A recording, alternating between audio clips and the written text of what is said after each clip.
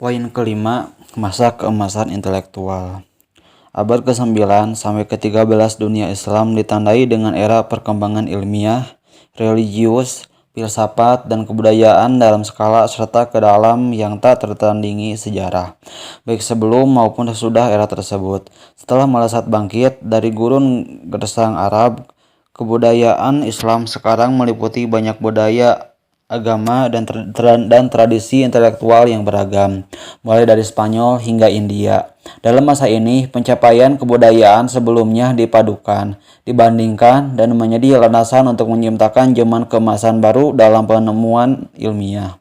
Tak ada tempat lain di dunia ini yang mampu memadukan begitu beragam orang, dilengkapi banyak intelektual lokal. Hasilnya, sebuah era yang tak hanya berperan sebagai jembatan antara pengetahuan kuno dan Renaissance Eropa, tetapi juga menjadi fondasi bagi dunia ilmiah modern.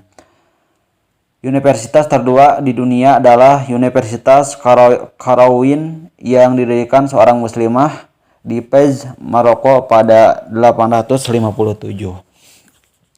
Bahasan yang selanjutnya yaitu rumah kebajikan. Abbasiyah seperti partai politik yang tak terhingga jumlahnya dalam sejarah, tumbuh berkembang di atas janji masa depan yang positif dan idealistik.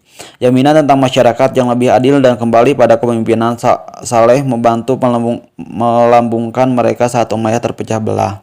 Menjelang awal 800-an, kerajaan mereka sudah membentang dari Atlantik sampai Indus. Mereka punya ibu kota kelas dunia dengan 1 juta lebih penduduk di Baghdad. Masyarakatnya terdiri atas beragam budaya dari Yunani, Koptik, Persia, dan India yang diadopsi aspek-aspek kebudayaan terbaiknya. Inilah periode pembukaan masyarakat ideal yang dijanjikan. Dalam pikiran Khalifah Abbasiyah ke-7 Al-Ma'mun tahun 813 sampai 833, masyarakat ideal masa depan hanya bisa diwujudkan melalui ilmu pengetahuan dan rasionalisme. Untuk menyapainya, berbagai bidang pengetahuan yang ada di seluruh kerajaan harus dikumpulkan di satu lokasi terpusat. Ia yakin jika para cendekiawan terbaik dari dunia Islam dapat dikumpulkan untuk saling belajar satu sama lain, akan terbukalah kemungkinan yang tak terbatas. Pada abad ke-10, Paus Sylvester II menjadi salah satu orang Eropa pertama yang mendukung untuk mempelajari matematika yang dikembangkan cendekiawan Muslim setelah ia menghabiskan waktu belajar di Spanyol dan Afrika Utara Islam. Dengan pemikiran tersebut, ia mendirikan institut pendidikan di Baghdad yang dikenal dengan nama Rumah Hikmah atau Bait al-Hikmah. Ruang lingkupnya bertentangan dengan definisi modern tentang yayasan pendidikan. Dalam institusi ini, universitas, perpustakaan, badan penerjemah, dan lab penelitian ada dalam satu kampus.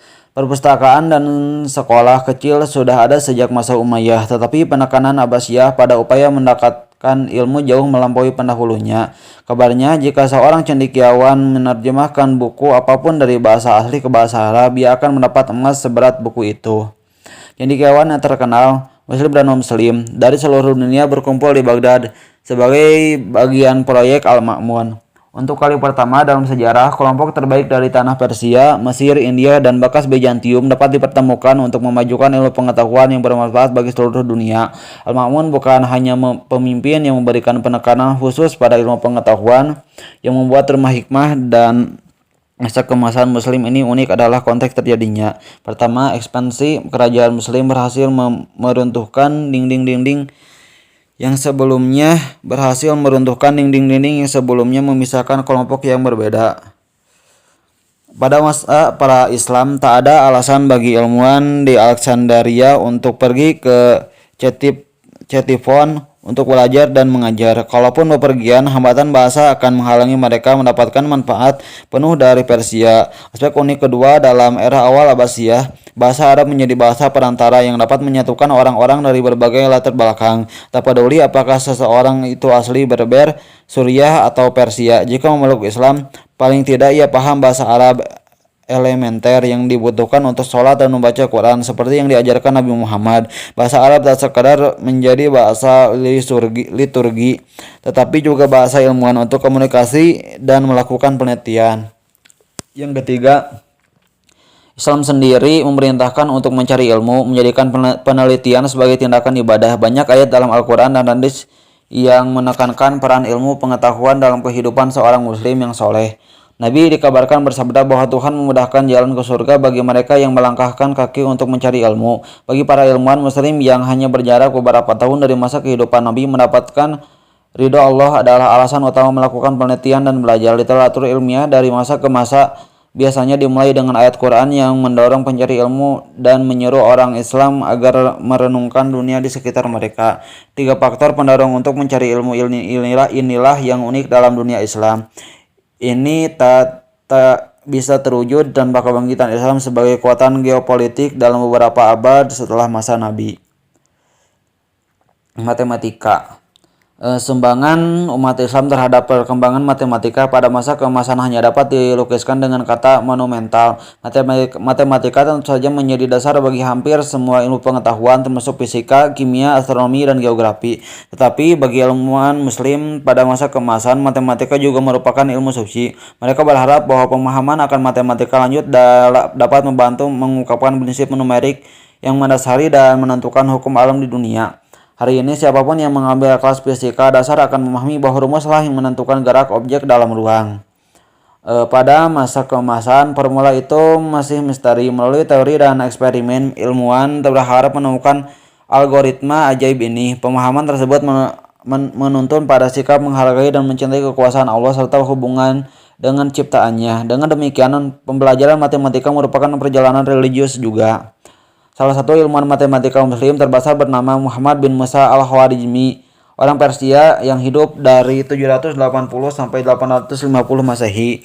Ia salah satu orang pertama yang bekerja di Rumah Hikmah dan meletakkan landasan bagi perkembangan masa depan matematika. Salah satu kontribusi terbesarnya adalah penggunaan sistem angka India dan penyebaran informasinya. Sebelumnya di banyak tempat digunakan sistem angka Romawi dengan berbagai keterbatasannya. Sedangkan permasalahan matematika kompleks melibatkan angka non-bilangan bulat yang hampir tak mungkin menggunakan sistem angka Romawi dan sistem angka India, yaitu 1, 2, 3, 4, dan seterusnya. Membuat angka besar dan negatif dapat dibahasakan sehingga memudahkan perhitungan kompleks. Al-Khwarizmi tak hanya meminjam sistem angka India kuno, tetapi juga menambahkan satu mata rantai yang hilang, angka 0, yaitu angka 0.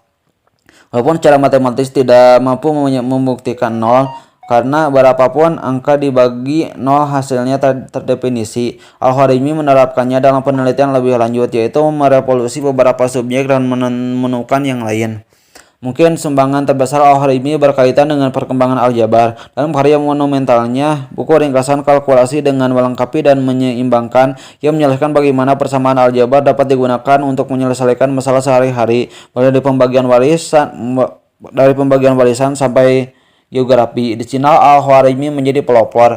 Meski jago di bidang geometri, masyarakat Yunani kuno gagal memisahkan aljabar teoretis darinya. Buku Al-Khwarizmi menetapkan aljabar sebagai bagian pelajaran matematika dengan penerapan praktisnya. Bahkan sesungguhnya kata aljabar itu sendiri diambil dari judul bukunya. Aljabar berasal dari kata aljabar yang berarti melengkapi. Ini mengacu pada menyamakan kedua sisi persamaan aljabar untuk mendapatkan solusi. Matematikawan hebat lain dari Persia adalah Umar Khayyam yang hidup dari 1048 sampai 1131 Masehi. Walaupun lebih dikenal di barat karena puisi tentang cinta dan mistik Islam, ia seorang matematikawan yang pandai. Dia membantu mendorong batas-batas pokok ilmu yang tak bisa dilakukan pendahulunya. Umar Khayyam menemukan metode untuk memecahkan persamaan kubik, persamaan aljabar yang variabelnya mencapai kelipatan 3. Menelaah aljabar teoretis lebih lanjut, ia juga termasuk salah satu yang paling awal, jika bukan yang pertama, memformulasikan teorema binomial. Teorema ini membantu memecahkan masalah aljabar dengan mengembangkan dalam penjumlahan. Penemuan ini mungkin tampak terlalu teoretis dan hanya bermanfaat untuk menyiksa murid kelas 2 SMP, tetapi penemuan ini memiliki implikasi penting. Melalui aljabar tingkat lanjut, pelajaran trigonometri dan kalkulus dapat dikembangkan. Kemudian trigonometri itu dikembangkan orang Islam sendiri, terutama oleh ilmuwan abad ke-10, yaitu Al-Battani, untuk alasan yang sangat praktis. Melalui fungsi trigonometri Dengan pemahaman dasar tentang bintang, seseorang dapat menghitung dengan tepat posisinya di bumi. Ini sangat penting bagi orang Islam yang harus sholat menghadap ke Makkah. Buku-buku pedoman yang dihasilkan pada masa keemasan berhasil mendata ratusan kota, titik koordinatnya, dan arah kiblat ke Makkah. Karena alasan ini, sekarang banyak masjid yang dibangun lebih dari 1000 tahun lalu telah mengarah tepat ke Makkah, bahkan yang berjarak ribuan kilometer jauhnya. Sifat trigonometri dasar yang dikembangkan matematikawan Muslim bahkan berfungsi sebagai basis cara kerja sistem GPS saat ini. Ilmu yang selanjutnya yaitu astronomi. Hasil perkembangan ilmu matematika tingkat lanjut tersebut berupa karya di bidang astronomi. Rumus dan metode yang dikembangkan matematikawan Muslim menjadi dasar untuk penelitian perbintangan. Sementara keyakinan Islam sumber motivasinya banyak ayat Quran menyinggung benda langit dan pergerakannya.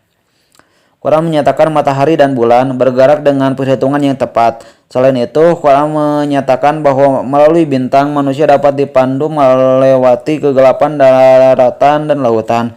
Bagi kerajaan Imam yang bentang dari Samudra Atlantik hingga India, kiasan dalam Quran tentang sifat matematis langit terlalu banyak untuk diabaikan. Dengan Quran sebagai faktor motivasi, astronom Muslimlah sesungguhnya yang kali pertama mengembangkan ilmu ini. Pada masa kuno, astronomi dan astrologi itu satu dan sama, menimbulkan keyakinan ilmiah yang salah tentang pengaruh bintang dalam kehidupan sehari-hari manusia. Orang Islamlah yang kali pertama memisahkan ilmu astronomi dan tebakan dan mitos astrologi. Di bawah perlindungan Al-Ma'mun dan Rumah Hikmah, para astronom dikumpulkan untuk mempelajari teori kuno Ptolemeus yang karyanya dianggap sebagai kunci utama dalam astronomi hingga masa Islam. Aspek kunci gagasan Ptolemeus adalah geosentrisme dalam semesta. Bumi diam dan semua benda langit bergerak mengelilinginya.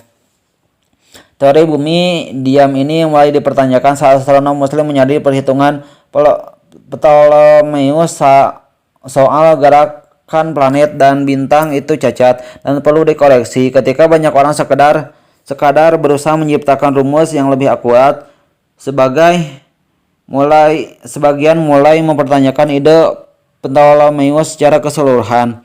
Pada abad ke-11, Al-Biruni menyatakan Ptolemeus tidak pernah dengan ilmiah membuktikan bumi tak bergerak, bahkan mungkin bumi berputar di sumbunya. Menurutnya, hal ini akan menjelaskan mengapa perhitungan Ptolemeus meleset, yaitu karena tidak memperhitungkan gerakan bumi.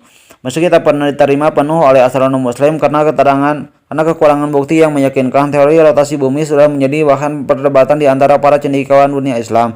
Perdebatan ini menjalar ke Eropa, terutama lewat terjemahan Latin dari karya Al-Majariti, cendekiawan Andalusia yang memusatkan perhatian pada upaya merevisi dan menyempurnakan tabel serta perhitungan astronomis. Bahkan setelah kematian Al-Majariti, kelas terpelajar dari seluruh Eropa akan bepergian ke negara Muslim di Iberia untuk mempelajari karyanya yang lainnya. Akhirnya, saat gagasan astronomi Muslim menyebar ke seluruh benua, ilmuwan seperti Kopernikus dan Galileo akan mengembangkan teori yang kita terima sebagai fakta hari ini.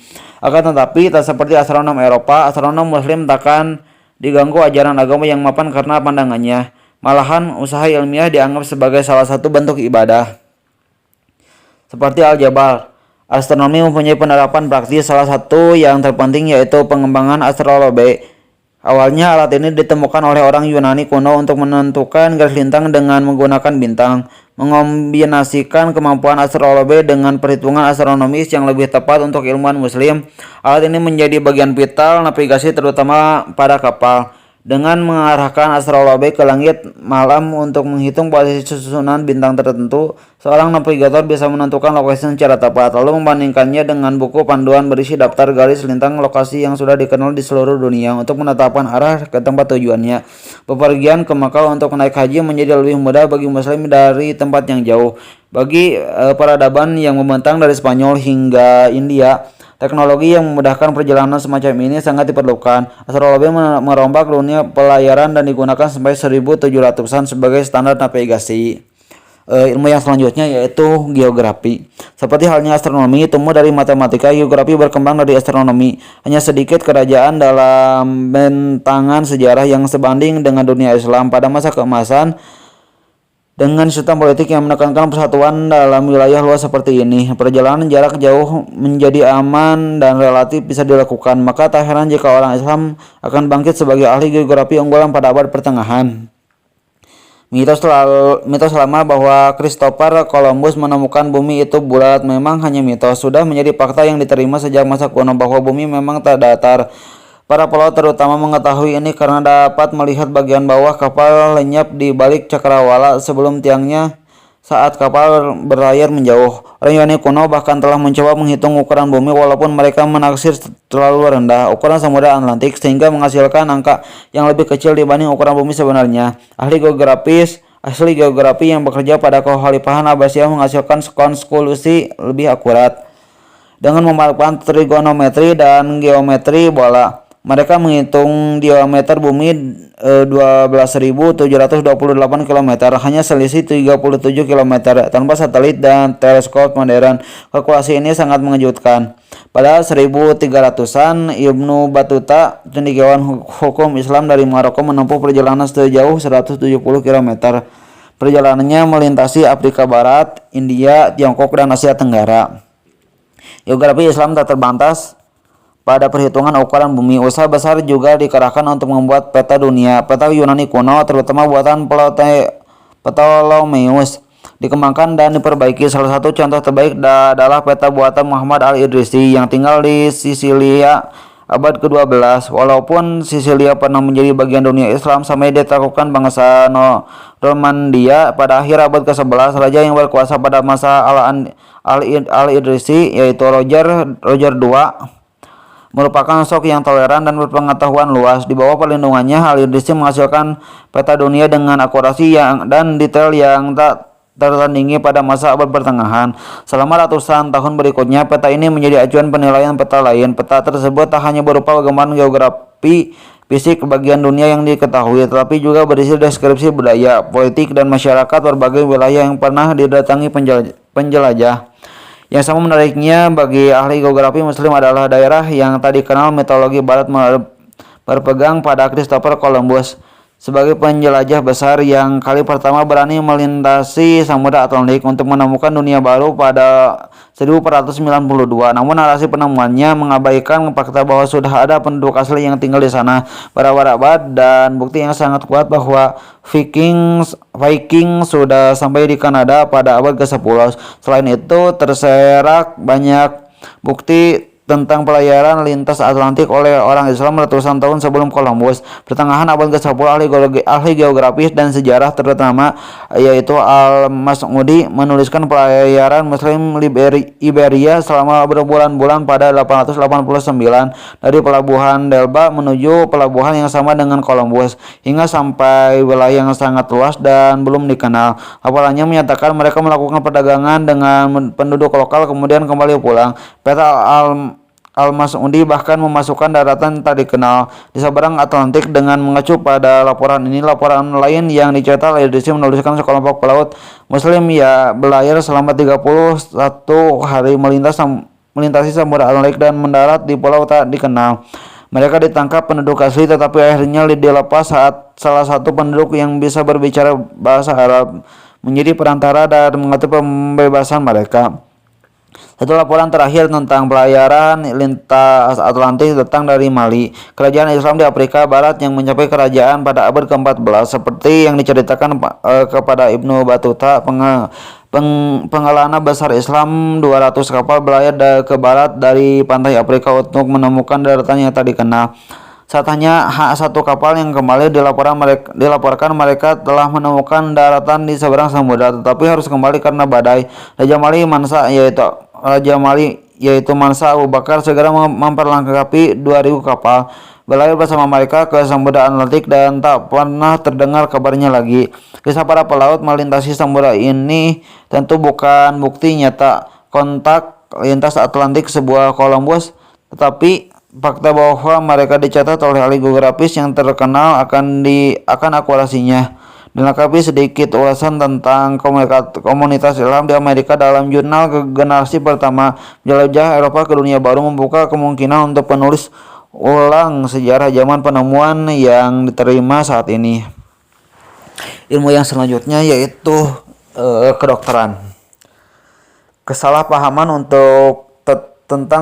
kesalahpahaman umum tentang sejarah kedokteran hingga beberapa ratus tahun lalu meliputi keyakinan bahwa ilmu ini kebanyakan lahir dari tebak-tebakan. Bayangan tentang ahli medis yang menjual obat palsu untuk segala penyakit muncul saat menelaah dunia kedokteran sebelum abad ke-20. Akan tetapi sungguhnya telah ada tradisi kedokteran dunia Islam yang berdasarkan pengetahuan Yunani sebelumnya yang menekankan studi empiris dan profesi klinis. Meskipun fakta ini hilang dalam imajinasi populer modern, masih ada tulisan-tulisan di beberapa pemikir kedokteran terbesar yang dikenal di dunia yang tinggal dan berpraktik pada masa keemasan Islam. Karya mereka menunjukkan era pencerahan dan kemajuan medis yang membentuk basis kedokteran modern. Pada abad ke-10, Baghdad mengadakan ujian lisensi yang harus diambil sebelum dokter berpraktik. Sebelum dokter boleh berpraktik. Kemajuan Islam di bidang kedokteran dicapai dengan mempelajari apa-apa yang diwariskan dokter Yunani kuno, yaitu Galen. Ya, tokoh besar bidang ini pada zaman dulu. Dokter dan filsuf abad kedua sebelum Masehi ini banyak menulis tentang dunia medis. Ia mendukung teori bahwa tubuh terdiri atas 4 cairan, yaitu darah, empedu hitam, empedu kuning, dan lendir. Menurutnya penyakit disebabkan oleh ketidakseimbangan cairan tersebut dalam tubuh. Walaupun sebagian gagasannya terbilang revolusioner pada zamannya, sebagian yang lain sangat keliru. Toh ia diterima tanpa kritik oleh para dokter selama ratusan tahun setelah kematiannya. Orang pertama yang secara kritis mempertanyakan gagasan Galen bernama Muhammad bin Zakaria Ar-Razi yang hidup pada abad ke-9, berdiam di Baghdad. Dialah pendukung kuat pemahaman rasional, bukan sekedar secara teoritis tentang tubuh manusia. Dengan lugas ia memberi judul Keraguan tentang Galen pada bukunya. Ia menyimpulkan penyakit fisik tak hanya akibat ketidakseimbangan cairan atau sebagai hukuman Tuhan seperti yang diyakini orang Eropa abad pertengahan, tetapi penyakit disebabkan oleh faktor internal dan eksternal tertentu yang harus dipecahkan untuk mengobatinya. Seiring dengan ini, mengembangkan obat khusus dan manjur untuk penyakit umum seperti batuk, sakit kepala, dan sembelit akan tetapi ia tak membatasi diri mengobati gejala atau penyebab fisik suatu penyakit. Ensiklopedia Kedokteran raksasa karyanya Kehidupan Suci menekankan arti penting dedikasi pada bidang kedokteran dan kemajuan dan pembelajaran terus-menerus. Selanjutnya ia meyakini praktik kedokteran sebagai usaha yang mulia dan dokter dipercaya untuk berbuat baik kepada setiap orang yang membutuhkan, bahkan musuh ataupun yang tak mampu. Maka ia suka merawat pasien miskin dengan gratis di rumah sakit terkenal di Baghdad. Karyanya disebarkan secara luas selama berabad-abad memadu generasi dokter masa depan di dunia Islam dan Eropa. Dokter besar lainnya dan mungkin paling termasyhur adalah Ibnu Sina. Ia dikenal sebagai Avicenna meskipun terus-menerus berpindah dari satu kota ke kota lain karena lingkungan politik Persia yang bergolak pada awal seribuan. Ia mampu membangun riwayat hidup sebagai ilmuwan sebarat tahu yang paling pandai pada masa keemasan Muslim. Ia menerapkan pendekatan rasional ilmu pengetahuan bidang lain yang di dunia kedokteran. Pendekatan ini memberikan pengetahuan yang tak memiliki ilmuwan lain, termasuk Ar-Razi. Ia menuliskan teori bahwa semua hal dalam tubuh dapat dipahami melalui rangkaian peristiwa sebab akibat. Meski tampak masuk akal di dunia Islam sekarang, pada abad ke-11 menangan itu meneruskan ide baru yang coba dibuktikan Ibnu Sina. Berdasarkan sekian tahun pengamatan klinis dan penelitian ilmiah, ia menyimpulkan penyakit dapat menyebar melalui udara, air, dan tanah. Selanjutnya, setiap penyakit memiliki karakter tertentu sehingga harus diobati dengan cara khusus. Ia salah satu orang pertama yang mengenal kedokteran eksperimental. Dalam karya monumentalnya yaitu Aturan Pengobatan, ia menekankan bahwa obat-obatan harus diuji di bawah kondisi terkontrol dan tak boleh dipercaya hanya berdasarkan teori. Obat yang tak efektif secara universal atau tidak dapat dibuktikan benar-benar menyembuhkan penyakit. Tidak ada artinya bagi Ibnu Sina, seolah ia percaya pengobatan itu ilmu pengetahuan tentang observasi rasionalisme. Karyanya menjadi buku teks standar bagi siapapun yang ingin kedokteran di dunia Muslim dan di luarnya. Sekolah kedokteran Eropa mengandalkan terjemah Latin buku ini sampai abad ke-17. Buku ini diterjemahkan ke bahasa Tiongkok pada zaman dinasti Yan, abad ke-13 dan ke-14 oleh masyarakat Walhim yang banyak di Tiongkok. Mudah dipahami mengapa karya ini mendapat popularitas dan penghormatan yang luas, karya terbesar Ibnu Sina ini bukan sekadar buku panduan yang tentang penyakit umum dan pengobatannya. Ini ensiklopedia medis yang lengkap deskripsi yang dapat ditemukan di dalamnya meliputi bios, anestesi, kanker payudara, rabies, toksin, borok, penyakit ginjal, dan tuberkulosis. Selain itu, Ibnu Sina menulis tentang hubungan antara kesehatan mental dan fisik serta menyimpulkan pikiran negatif dapat menyebabkan penyakit seperti halnya faktor lain berupa racun, cedera, dan makanan. Kini kemungkinan hubungan antara pikiran dan tubuh dihubungkan dengan generasi psikolog pertama seperti Freud dan Jung. Kenyataannya kemungkinan tersebut sudah tampak nyata bagi Ibnu. Dokter lain dan filsuf masa itu pada 872 penguasa Mesir yaitu Ahmad bin Tulun mengeluarkan dana 60.000 dinar untuk pembangunan rumah sakit di pusat. Rumah sakit ini memberikan pelayanan kesehatan gratis yang bagi masyarakat dan menyediakan satu bangsal untuk pasien sakit jiwa. Pemikiran bidang kedokteran terbesar sepanjang masa ini tak akan mampu mencapai prestasi tinggi tanpa dukungan institusi yang hebat. Dunia Islam pada masa keemasan dengan sumber daya keuangan dan institusi politik yang kuat mendirikan beberapa rumah sakit pertama dalam sejarah. Dorongan untuk mendirikan rumah sakit datang dari kebutuhan melayani kesehatan orang miskin. Orang kaya mampu membayar dokter pribadi dan perawatan di rumah, tetapi orang miskin tak mampu mendapatkan kemewahan seperti itu. Untuk menyediakannya bagi mereka, para khalifah atau amir mendirikan lembaga di kota-kota besar di dunia Islam untuk menyediakan pelayanan kesehatan terjangkau atau gratis bagi yang membutuhkan. Pada awal abad ke-19, rumah sakit pertama muncul di Baghdad. Seiring waktu, ukuran kecukupan rumah sakit ini mulai menyerupai rumah sakit modern. Adapun ada puluhan dokter dan perawat, termasuk dokter spesialis serta ahli bedah. Rumah sakit ini juga menyediakan pusat layanan rawat jalan, bangsal psikiatri, pusat layanan bedah, dan bangsal melahirkan. Mungkin perbedaan terbesarnya adalah rumah sakit tersebut gratis bagi yang tak mampu, jauh berbeda dari rumah sakit yang berpotensi sekarang. Bagi para penyokong rumah sakit ini, teladan kenabian tentang persamaan kasih sudah sangat jelas. Di mata mereka, masyarakat yang berdasarkan Islam diminta memperhatikan seluruh warganya tanpa melihat harta, ras, dan bahkan agamanya. Setelah didirikan di Baghdad, institusi penyembuhan yang mencerahkan ini menyebar ke seluruh kota utama dunia Islam dari abad ke-10 hingga abad ke-14. Pada 1200-an, Ibnu Nafis menuliskan darah beredar dari jantung ke paru-paru untuk menyerap oksigen, kemudian kembali ke jantung dan seluruh tubuh.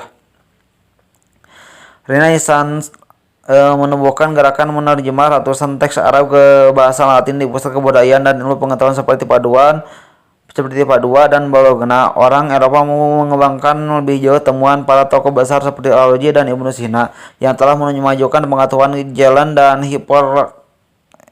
Hippocrates. Pengetahuan dan institusi kesehatan saat ini sebagian besar datang dari Barat, tetapi didasarkan pada tradisi kesehatan Muslim sebelumnya, didasarkan pada yakni Quran Nasrani, pembenturan budaya yang diembuskan kelompok ekstern kedua pihak dalam konflik modern, mengabaikan contoh-contoh tradisi intelektual lintas budaya macam saat ini. Ilmu yang selanjutnya yaitu fisika. Sejauh ini matematika hanya mempengaruhi ilmuwan Muslim jika mereka benar-benar ingin memahami prinsip yang diciptakan Tuhan untuk mengendalikan alam semesta. Berbagai gagasan dirumuskan matematikawan harus diterapkan di dunia nyata. Pada titik itulah sekumpulan fisikawan Muslim berbakat hadir. Seperti di bidang lain, fisikawan Muslim membangun pengetahuannya di atas kebudayaan kuno dan karyanya diterjemahkan ke bahasa Arab dengan mengambil dari berbagai tradisi intelektual dan ilmu pengetahuan yang sudah dikuasai dunia Islam. Para fisikawan masa keemasan mengembangkan beberapa konsep inti dalam bidang ini. Karya mereka membantu meletakkan dasar bagi para tokoh bir seperti ditelaah lebih lanjut oleh Newton dan Einstein. Salah satu ilmuwan utama yang turut menyambung dalam tradisi intelektual berkelanjutan ini yaitu Ibnu Haytham yang lahir pada 965 ya, dan wafat tahun 1040 Masehi. Ia berasal dari Irak. Awalnya ia bekerja sebagai pegawai negeri di pemerintahan Abbasiyah, tetapi ia segera meninggalkan pekerjaan itu untuk bergabung dengan pusat intelektual yang menjadikan di Kairo ibu kota kerajaan Fatimah. Setelah berselisih dengan penguasa Fatimiyah, ia menjadi tahanan rumah yang ternyata menghadirkan berkah baginya dan bagi bidang fisika itu sendiri. Saat ditahan di rumahnya sendiri, Ibnu Al-Haytham mampu memusatkan perhatian dan usahanya untuk mempelajari cahaya. Sejak masa kuno, penelitian tentang cahaya dan sifatnya telah membingungkan. Tradisi Yunani kuno dalam memahami dunia yang sepenuhnya bertumbuh pada filsafat cenderung berlawanan dengan keyakinan Ibnu Haytham yang menunjukkan agar teori ilmiah diformulasikan melalui penelitian empiris dan eksperimen. Maka ia melakukan ratusan eksperimen dalam sifat cahaya dengan lebih banyak mengandalkan ilmu pengetahuan daripada filsafat, yang menyimbolkan teori Ptolemeus tentang cahaya yang dipanjarkan nama mata itu benar-benar mustahil. Malah ia mewujudkan teori bahwa cahaya memantul dari setiap titik objek ke mata, dan sejumlah besar sinar cahaya diubah menjadi informasi yang dapat diproses otak. Saat Ibnu Sina membedah mata di Persia untuk memahami bagaimana cahaya melintasinya, Ibnu Al-Haytham sedang mengadakan penelitian serupa di Mesir. Setelah sekian tahun bekerja keras melakukan penelitian dan eksperimen, Ibnu Al-Haytham menulis buku yang tergolong inovatif pada masanya dalam buku tentang optik. Ibnu Al-Haytham berpendapat bahwa cahaya terdiri atas sinar-sinar yang bergerak dalam garis lurus. Lebih jauh lagi, ia merancang kamera obscura, alat yang terdiri atas kotak kedap cahaya dengan satu lubang kecil yang tembus ke belakang.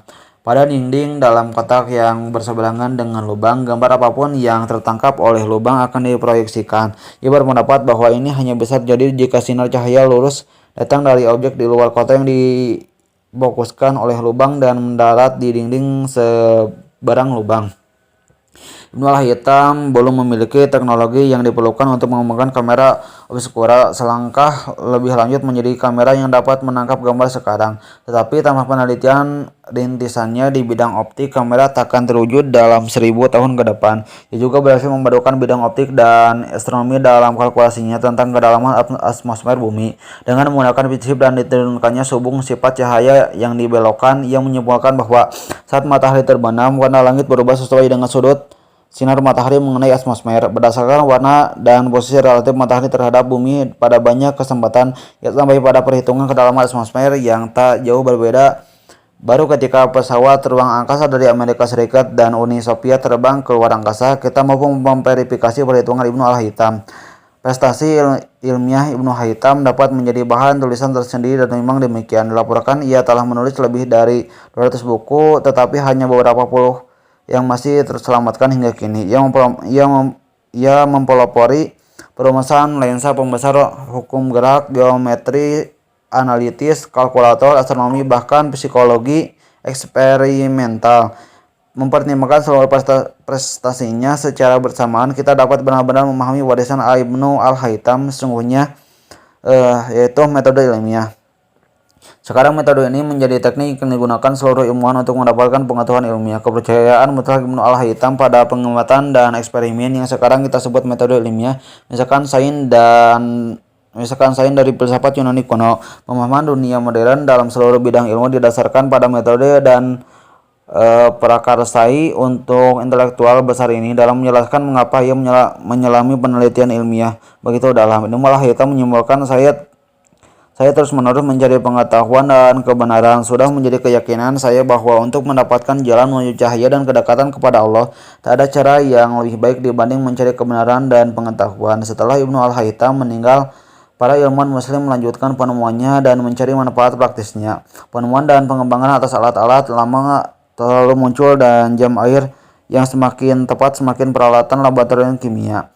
Poros, engkol, pompa air, kacamata, kompas, pesawat glider, gelas minuman, bahkan robot bertenaga air semuanya muncul di dunia Islam sekitar abad ke-13 dan masih banyak lagi. Yang perlu dicatat oleh studi sains lanjutan revolusi teknologi terjadi di dunia Islam ketika cahaya kreativitas ilmiah muslim meredup saat pasukan perang salib dan suku Mongol menimbulkan malapetaka di jantung negeri muslim pada abad ke-12 dan ke-13. Eropa Kristen memungutnya. Di sana revolusi ilmiah lain dipacu oleh karya Kopernikus, Galileo, dan Newton. Semuanya familiar dengan literatur ilmiah dan hampir pasti dipengaruhi olehnya. Pada abad ke-12, seorang penemu muslim yaitu Al-Jazari merancang dan membangun berbagai mesin otomatis, di antaranya sistem pencuci tangan otomatis, jam, bahkan robot musik bertenaga air. Pikir dan analisis. Dengan perkembangan ilmu pengetahuan empiris, tumbuhlah ilmu pengetahuan Islam melalui penelitian mendalam tentang Quran dan tindakan Nabi. Para cendekiawan merumuskan bidang fikih, hukum, jurisprudensi Islam berlawanan dengan pemahaman modern tentang hukum sekuler. Fikih berlaku dalam segala hal, mulai hukum kriminal sampai cara sholat dan makanan yang halal. Tantangan bagi para ahli fikih dalam mengadaptasikan aturan yang telah diterapkan pada awal 600-an ke dalam dinamika dunia peradaban Islam pada abad-abad berikutnya. Dari tantangan ini berkembanglah interpretasi fikih yang beragam dan disebarkan oleh ulama yang berbeda-beda. Tetapi semuanya bertujuan memahami dan menerapkan Quran serta teladan Nabi seotentik mungkin. Penafsiran ini menjadi ajaran pemikiran hukum yang dikenal sebagai madhab. Kebutuhan menafsirkan fikih tumbuh dari perubahan bentuk masyarakat Islam berpuluh tahun setelah masa Nabi Muhammad. Generasi pertama setelah Nabi dapat berpegang pada teladan dari Nabi. Tapi menjelang akhir 600-an, hampir tak seorang pun yang masih hidup dapat mengingat cara hidup dan teladan dari Nabi. Saat Islam menyebar ribuan kilometer ke segala penjuru dan pemeluk baru mulai menghuni kota-kota besar di dunia Islam, timbullah kebutuhan menafsirkan hukum Islam dengan cara yang sistematis, melingkupi urusan ibadah hingga transaksi bisnis. Saat para ulama mulai berbicara tentang fikih pada abad ke-8, timbullah perbedaan pendapat mengenai apa yang bisa dianggap sebagai sumber hukum. Semua sepakat bahwa Quran dan tindakan Nabi atau hadis merupakan dua sumber utama. Tapi bagaimana jika ada pokok masalah yang tidak dibahas dalam kedua sumber tersebut? Sinilah para ahli hukum mulai berbeda pendapat. Salah satu ulama pertama yaitu Abu Hanifah yang lahir pada 699 dan wafat pada 767.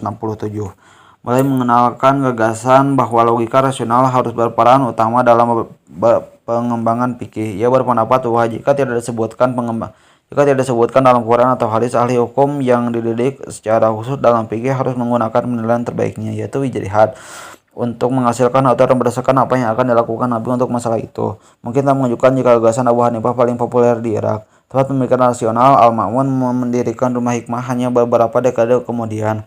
Ahli hukum besar kedua adalah Imam Malik yang lahir pada 711 dan wafat pada 795. Yang sejalan dengan Abu Hanifah, ia tinggal di Mekah, kota tempat Nabi Muhammad, dan menyebarkan agama Islam. Bertentangan dengan ahli hukum pada masanya, ia percaya bahwa karena orang-orang yang tinggal di Madinah, ia keturunan para sahabat Nabi, perilaku mereka bisa dipertimbangkan sebagai sumber.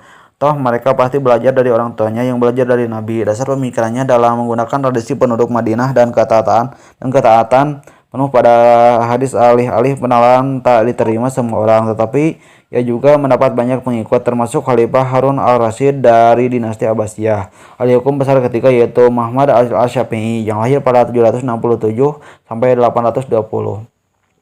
Mempelajari tradisi Hanafi di Irak dan tradisi Maliki di Madinah, serta mengambil intisari dari kedua gagasan tersebut. Meski menyepakati perlunya ijtihad, ia berpendapat hal itu hanya dapat digunakan untuk membuat analogi antara situasi yang dihadapi Nabi Muhammad dan masalah terkini. Pendekatannya yang seimbang ini terbukti sangat populer dan menjadikannya dinobatkan sebagai bapak usul al-fikih. Ahli fikih besar terakhir yaitu Ahmad bin Hanbal yang lahir pada tahun 780 sampai 855, yang menjadi salah satu murid al-Syafi'i. Ia cenderung lebih bergantung pada hadis dibanding ijtihad. Fokusnya terhadap hadis membantu mengembangkan lebih jauh ilmu fikih yang kemudian disempurnakan muridnya yaitu Muhammad al-Bukhari.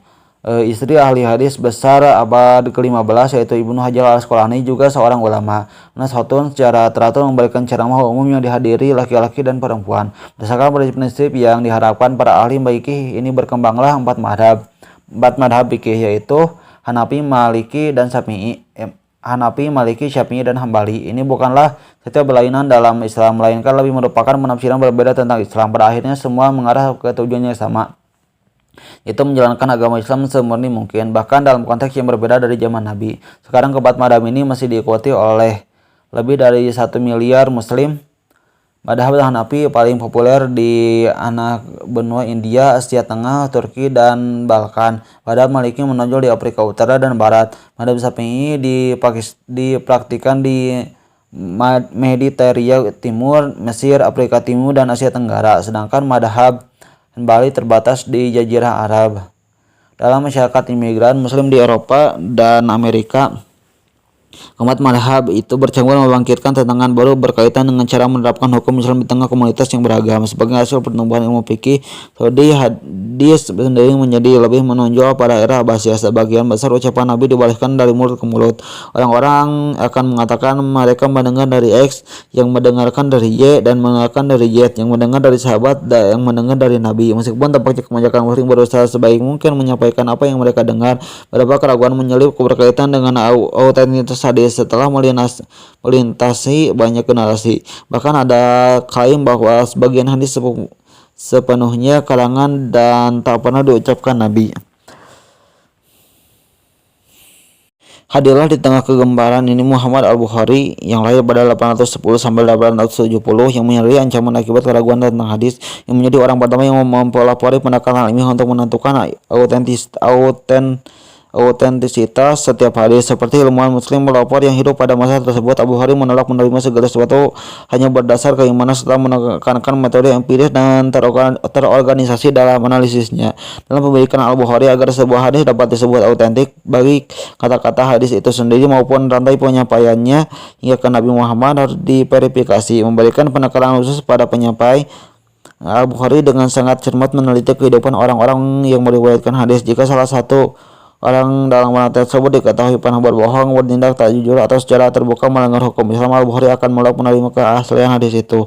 Setelah seumur hidup meneliti dengan hati-hati kehidupan para penyampai hadis, Al-Bukhari mengompilasi antologi lebih dari 7.000 hadis yang ia anggap asli seluruhnya. Metode ini hampir diterima dengan suara bulat oleh para ulama dan kompilasinya dikenal sebagai Sahih Al-Bukhari, berarti hadis autentik menurut Al-Bukhari.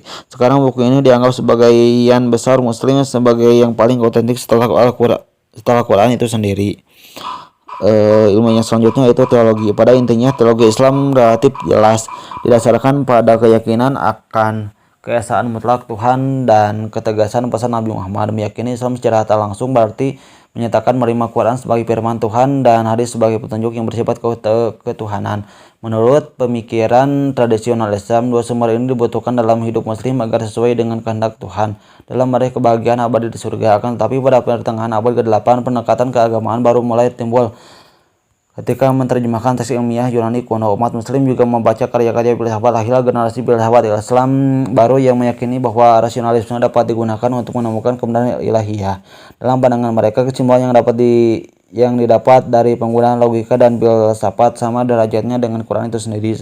Sebagian bahkan menyatakan dalam kasus tertentu logika dapat mengesampingkan wahyu. Kelompok ini dikenal sebagai sebutan Mu'tazilah, berarti yang memisahkan diri akibat perbedaan mereka dalam teologi utama Islam. Kesimpulan filosofis mereka jauh dari keyakinan utama Islam. Mereka menyebutkan Quran bukanlah firman Tuhan secara harfiah, melainkan ciptaannya seperti halnya alam semesta. Mereka pun yakin bahwa Tuhan dibatasi sifat-sifat yang disampaikannya dalam Quran. Bagi mereka Tuhan tidak maha kuasa. Dengan demikian dalam topik tentang kehendak bebas versus takyir, mereka menyatakan mendukung kehendak bebas mutlak. Bahkan mereka berargumen bahwa Tuhan sendiri takkan dapat mengendalikan masa depan dan tidak mengetahui apa yang akan terjadi. Satu gagasan Mu'tazilah mulai menyebar di kalangan intelektual. Reaksi yang muncul bertalian dengan implikasi teologis gagasan tersebut bagi muslim yang lebih tradisional dan berpikiran ortodoks. Quran dan hadis telah menghadirkan seluruh kebenaran dan paduan yang dibutuhkan manusia. Memanfaatkan filsafat untuk menghasilkan kebenaran ilahiyah itu bukan saja tidak perlu, melainkan juga berbahaya. Pemimpin kaum tradisionalis pada awal 800-an adalah Ahmad bin Hanbal, ahli fikih yang mendirikan madhab Hambali. Meskipun dianiaya Khalifah Al-Ma'mun yang menjadi pelindung utama ideologi Mu'tazilah, Ibnu Hanbal tegas memilih penafsiran literal dan kaku terhadap Quran serta hadis yang berkaitan dengan teologi. Dalam pemikirannya, tidak ada tempat bagi penalaran filsafat, terutama ketika menghasilkan kesimpulan yang berlawanan dengan kebenaran yang dinyatakan dalam Al-Quran. Ibnu Hanbal tegas menyatakan sifat Tuhan harus diterima secara harfiah dan tak perlu dipertanyakan. Jika Quran menyatakan Allah Maha Melihat, maka Allah Maha Melihat. Tentu seorang pun perlu berusaha memahami bagaimana cara Allah melihat semuanya atau merasionalisasi bagaimana mungkin itu terjadi. Pendekatan Ibnu Hanbal yang tegas dalam masalah ini membuatnya punya banyak pengikut dan mampu menahan laju penyebaran keyakinan Mu'tazilah. Tetapi pandangan tersebut terus populer di kalangan akademis sampai pendekatan lain yang melawannya bangkit. Yang paling berbahaya memang kejahatan melawan agama yang dilakukan oleh siapa saja yang beranggapan bahwa Islam harus diperjuangkan dengan melok matematika. Itulah ungkapan Imam Al-Ghazali. Meskipun menekankan kembali otoritas Quran dan hadis dalam menyikapi penalaran filsafat, pendekatan literal gagal melawan gagasan spesifik dari Mu'tazilah. Hal ini berubah saat pemikir abad ke-10 Al-Ansari mulai mendukung keyakinan tradisional melalui penalaran. Ia tetap meyakini interpretasi literal Al-Quran oleh Ibnu Hanbal. Namun dia menilai tak ada salahnya menggunakan penalaran filsafat untuk mempertahankan penafsiran tersebut. Pendekatannya dalam teologi dikenal sebagai madhab Al-Ansari dan metode diskursus rasionalnya dikenal sebagai kalam. Menggunakan kerangka kerja ini, kaum tradisionalis mulai menyerang setiap argumen Mu'tazilah dengan logika yang oleh Mu'tazilah sendiri sangat dijunjung tinggi. Pemikiran tradisional terbesar adalah Abu Hamid Al-Ghazali yang lahir pada 1058 sampai 1111. Ia terkadang dianggap sebagai orang Islam paling berpengaruh dalam sejarah setelah Nabi dan para sahabatnya. Setelah mempelajari Mu'tazilah dan Ansari secara mendalam, ia menguasai banyak argumen teologis kedua aliran tersebut. Selain berbagai pendekatan agama secara umum, ia berpendapat bahwa keyakinan seseorang tak boleh didasarkan seluruhnya pada penalaran filsafat, tetapi logika ia harus digunakan untuk melawan gagasan tradisional ketika diperlukan. Autobiografinya, ia menyebutkan jalan sejati menuju Tuhan adalah ketaatan mutlak kepadanya dan menyucikan jiwa dari keinginan duniawi. Penekanan terhadap penyucian ini menjadi fokus utama sufisme, komunitas spiritual yang menuntut keterlepasan dari dunia demi mencapai kedekatan dengan Tuhan. Karya Al-Ghazali akhirnya membantu membalikan arus aliran Mu'tazilah yang mundur dan dilupakan selama berabad-abad setelahnya. Secara bersamaan, sufisme yang didukung Al-Ghazali sangat terpopuler dan menjadi gerakan utama di hampir seluruh dataran Islam. Poin yang selanjutnya yaitu Syiah. Ketika sebagian besar dunia Islam menerima pendekatan fikih dan hadis yang dibuat para ulama ternama, sebuah kelompok minoritas menolaknya sama sekali. Awalnya mereka berangkat dari komunitas Islam yang politis, tetapi seiring berjalannya waktu berkembang dimensi religius di dalamnya. Kelompok ini meyakini Ali dan keturunannya paling berhak menjadi khalifah. Mereka mulai menyuarakan pemikiran lain tentang hukum Islam dan hadis yang berakar dari perbedaan politik dengan khalifah sebelumnya. Kelompok ini menyebut dirinya Syiah Ali, yang berarti kelompok Ali, tetapi sering disebut sebagai Syiah. Bagi Syiah, semuanya bermula dari terpilihnya Abu Bakar sebagai khalifah pada hari wafatnya Rasul. Dalam pertemuan itu, Umar mencalonkan Abu Bakar dan memberikan sumpah setia kepadanya. Saat itu Ali tidak hadir. Meski Ali sendiri menerima kekhalifahan Abu Bakar, generasi Syiah berikutnya mulai mempertanyakan legitimasinya. Di mata mereka, sepupu dan menantu Nabi itu seharusnya ada dalam pertemuan dan dipilih sebagai khalifah pertama. Hal ini berujung ada kepercayaan bahwa Abu Bakar, Umar, dan seluruh pendukungnya atau tentu tidak termasuk Ali menampas kekuasaan yang menolak hak sah keluarga Nabi sebagai pemimpin umat Islam. Bagi Syiah, seluruh konsep kekhalifahan itu batal. Malahan mereka menganjurkan dunia Islam dipimpin keturunan Nabi melalui putrinya, yaitu Fatimah yang menikah dengan Ali. Kaum Syiah menganut pemahaman bahwa hanya keturunan Ali yang berhak memerintah. Syiah menganggap Ali sebagai imam pertama, sedangkan anaknya Hasan dan Husain merupakan yang kedua dan ketiga. Meskipun mempercayai imamah dan bukannya kekhalifahan, Syiah belum menjadi sekte terpisah dari Islam. Imamah sekedar konsep politik yang tak secara otomatis memiliki implikasi keagamaan. Bahkan Khalifah Umayyah dan Abbasiyah secara umum dirujuk sebagai imam juga, agar dianggap sebagai kelompok keagamaan, bukan sekadar golongan politik. Argumen Syiah tentang khalifah pertama beranjak lebih jauh, antara lain dengan menyebut Abu Bakar dan pendukungnya sebagai perampas kekuasaan, sehingga setiap hadis disampaikan lewat mereka tak bisa dipercaya. Argumen ini mengandung implikasi keagamaan yang luar biasa.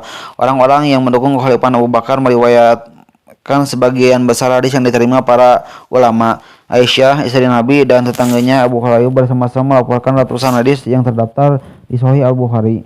Bagi kaum Syiah, hadis ini tak dapat dipercaya karena dukungan politisnya terhadap Abu Bakar, Umar, dan Utsman. Untuk mengisi kekosongan akibat penolakan ribuan hadis, Syiah menaikkan ucapan para imam ke tingkat tepat di bawah atau dalam beberapa hal sama dengan ucapan Nabi. Bagi dunia Islam ini adalah hujatan, tetapi bagi Syiah para imam berkat garis keturunan khusus mereka atau mungkin menjadi penafsir keagamaan yang salah karena mendapatkan pengetahuan khusus langsung dari Tuhan.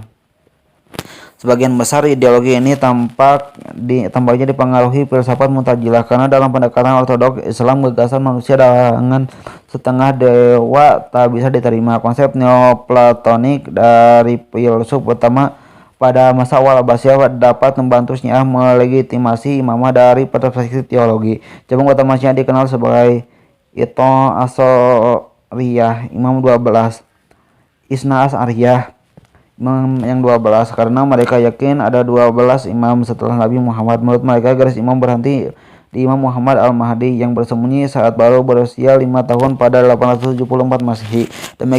Dengan demikian dimulailah periode yang dikenal sebagai Ghaib kecil. Selama wakil khusus mampu tetap berkomunikasi dengan dia dan menerima petunjuk bagi kaum Syiah. Tetapi pada 941 Masehi diumumkan bahwa Al-Mahdi telah pergi ke Ghaib besar dan dikomunikasi lebih jauh dengan imam tak dimungkinkan. Kaum Syiah percaya sang imam ghaib hanya akan turun pada akhir masa untuk memulai era utopis di bawah pimpinannya.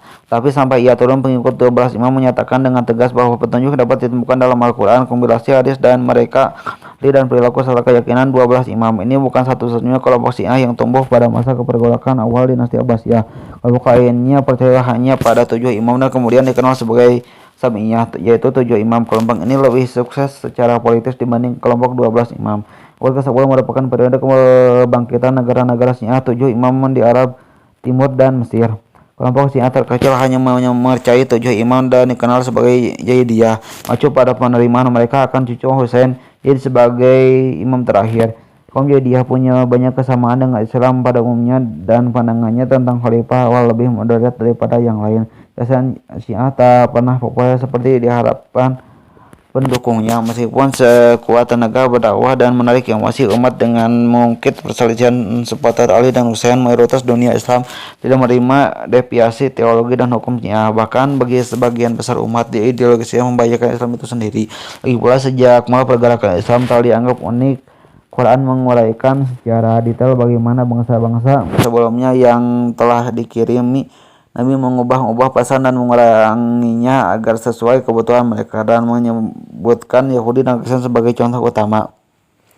Menurut keyakinan Islam, Muhammad diutus sebagai nabi penutup dengan pesan suci yang tak bisa diubah atau disimpangkan seperti sebelumnya. Saat kekuatan intelektual internal mulai mengancam kesucian gerakan Islam, reaksinya sebagian besar negatif. Selain hukuman politis oleh pemerintah Abbasiyah, ahli teologi harus utama bersegera menolak ideologi Syiah dan menamakan diri Ahlus Sunnah wal Jamaah, itu secara harfiah orang-orang yang mengikuti sunnah Nabi dan kesepakatan bersama, disingkat Sunni. Ahli teologi yang paling berpengaruh bernama Abu Hamid Al-Ghazali ialah Al-Ghazali yang sama dengan yang menghabiskan waktu untuk membuktikan kesalahan argumen filsuf Mu'tazilah. Dengan kombinasi kelemahan argumen intelektual dan kekalahan militer politik negara bagian Syiah pada abad ke-12, popularitas Syiah menyusut sejak 1100-an. Syiah akan kembali menjadi kekuatan utama di dunia Islam saat kebangkitan kerajaan Safavid pada awal 1500-an. Nah, mungkin itu untuk bahasan yang kelima. Nanti kita akan sambung